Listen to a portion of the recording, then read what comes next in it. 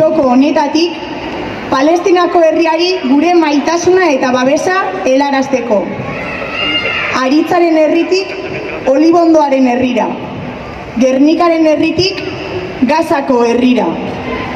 Jasanezina egiten zaigu Israelen eraso bakar bat gehiago. Jasanezina handik iristen zaigun odolezko eta sufrimenduzko irudi bakar bat gehiago. Jasanezina palestinarren heriotza bakar bat gehiago. Jasanezina hainbat herrialderen eta erakunderen konplizitatea.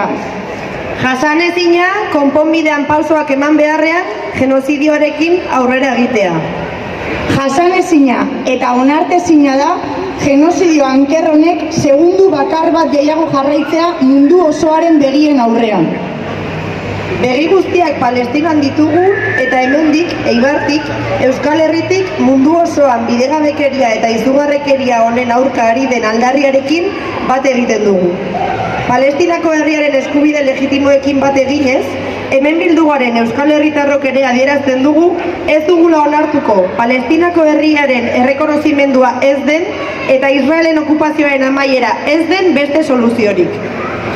Eta irmo adierazten dugu, behar den guztietan jarraituko dugula salatzen Israelen bihotzgabeko gerra politika zionista genozida.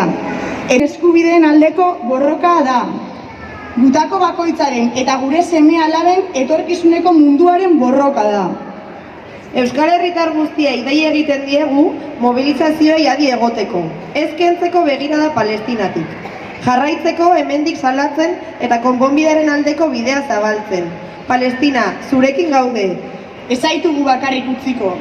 Gora Palestina askatuta!